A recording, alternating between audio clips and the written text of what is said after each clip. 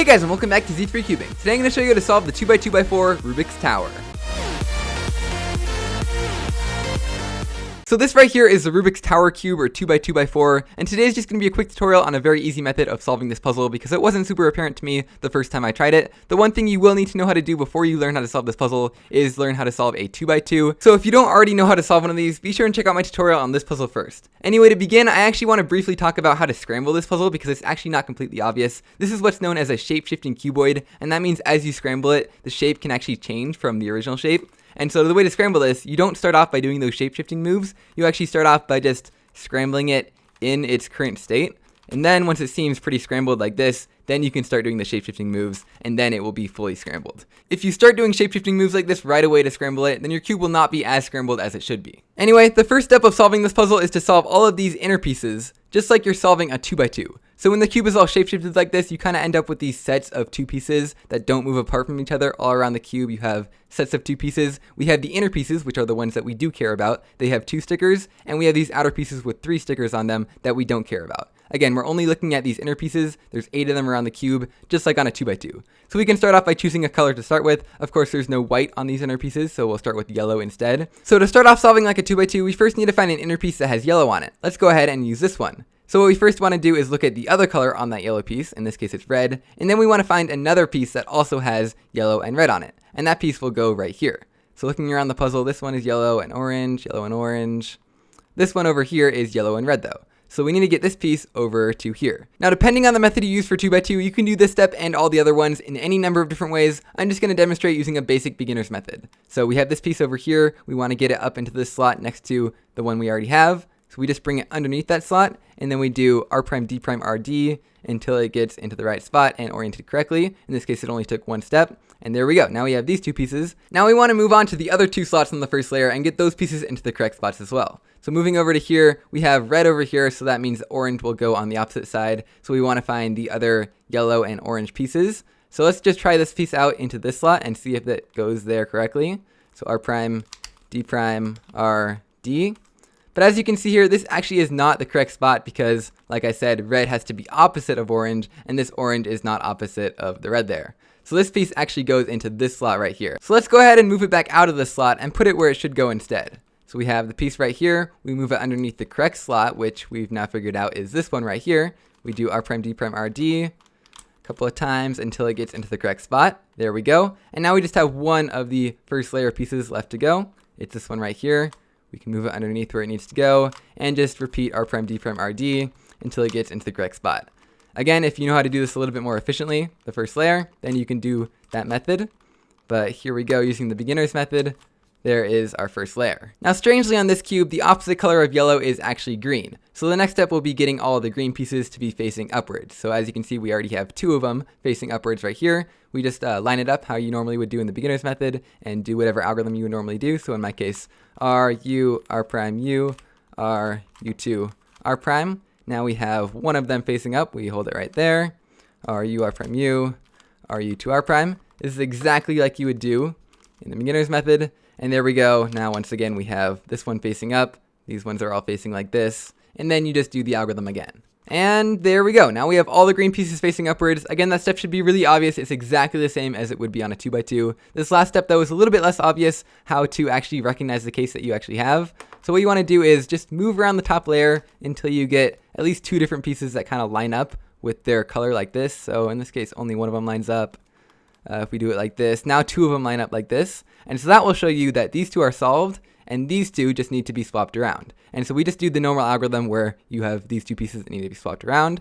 So it goes like this. And then once you finish up this algorithm, just as expected, the inner part of your 2x2x4 should be finished. Now there are actually a couple other cases on that last step. So if you're messing around with the last layer like this and you notice that you can get this piece and this piece to be solved opposite of each other like this, again, that means that these 2 pieces just need to be switched and you can go ahead and do the algorithm from here.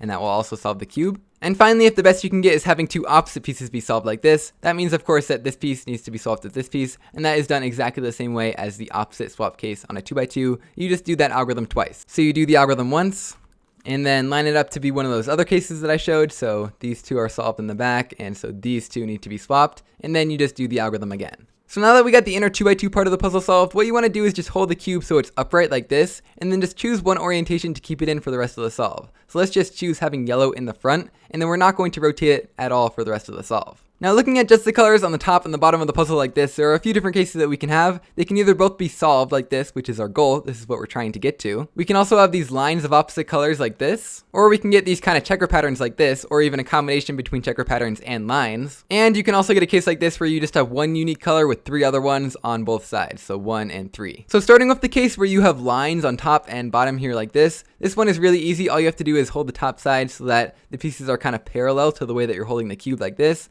Take a look at the color that's on the left side here, so in this case it's blue, and then move it so that the blue is on the right side on the bottom, so colors are just opposite. That way we can move these blue pieces to the top like this, and now we have all blue on one side and all white on the other side. Now for the case with just one unique piece on each side, what you want to do is take that unique piece on the upper layer and move it to one of these spots on the left hand side, and then take a look at those two pieces on the left hand side. We have blue and white, and what you want to do is match up those two colors to the colors on the bottom. So blue, white, match that up with blue, white on the right hand side. So just spin around the bottom layer until you have blue, white, just like that. And now we can turn this side, and now we have lines here, and we also have lines on the bottom here. And so we can solve that just like we would do before. So we have blue right here, turn the side, and now we have our faces both solved. Now if you have a case with two checkerboard patterns, the process is very similar. Just take a look at these two left-hand pieces right here. So we have white and blue, and match that up on the bottom on the right-hand side. So white and blue, just turn the side so it matches up like that. And now once we turn it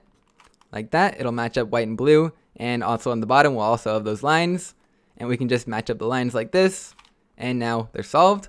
And finally, if you get a case with a checkerboard pattern on one side and lines on the other side, just line up the lines so that they're kind of parallel to the way that you're turning it like this, and then just turn the puzzle, and now you'll get a case with just one unique color on each side. Again, we take a look, blue and white like this, match that up with blue and white like this, turn it, now we have lines, we can match it up like that, and there we go, now they're solved. Now one thing that you might notice once you get to this point in the puzzle is that the inner layer might be a little bit messed up. As you can see, it's just kind of one half turn messed up like this. We'll actually fix this at the end, so don't worry about this yet. Now finally, the last major step in solving the 2x2x4 will simply be solving the two outer layers by doing one simple algorithm that moves around the pieces. So on each layer, there's 3 possible different cases. Of course, it can just be solved like this layer down here is. You can have kind of a bar like this, which means that the two other pieces right here and here need to swap around, which you solve by just doing an algorithm. And finally, you have a case like this with no bar at all. That means you're going to have to repeat that algorithm twice over. So what this algorithm does is it just swaps these two right-hand pieces right here. And so that means if you have the case with the bar, you just hold that bar on the left side, and then we're going to swap these two pieces by doing the algorithm. Every time I say R in this algorithm, by the way, that means do a full 180-degree turn. There's no 90-degree turns.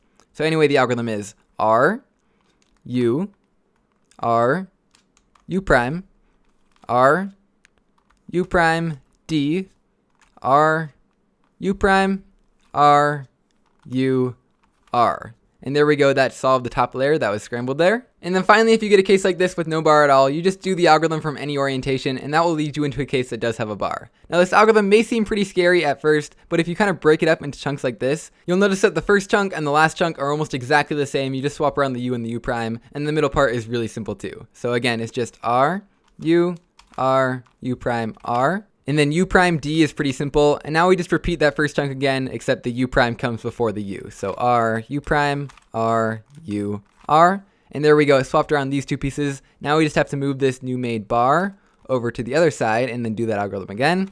R, U prime, R, U prime, D, R, U prime, R, U, R. And there we go. Now this layer of the cube is solved. Of course, you have to go and do that on the other layer if you haven't already. And now if you notice that something's still a little bit messed up with these inner layers here, just kind of mess around with the top and bottom layers until you get it as solved as possible. So these colors all match, which is pretty good. And on the opposite side, just get it like this. So get it so you just have one singular chunk that's messed up like this. And then all you have to do is hold this on the right side and then do repeating R moves and U2 moves. So R2, U2, R2, U2, and then it should solve itself very easily just like that. And another weird thing you may notice at the end is that all the inner layers are solved, but nothing seems to be lining up correctly like this. All you want to do is do the same thing, choose a side and do R, U2, R, U2, R, U2 like this. And then you just kind of mess around with it a little bit more until it's mostly solved like this. And then just like before, you have the two opposite pieces like this. And once again, R, U2, R, U2, R, U2. and then the puzzle will be solved. Anyway, that is my tutorial on how to solve the Rubik's Tower or 2x2x4. I hope you guys found it helpful. If you have any specific questions, be sure and leave those in the comments down below, and I'll try and get back to you. Anyway, that's just about it. I'll see you guys next time.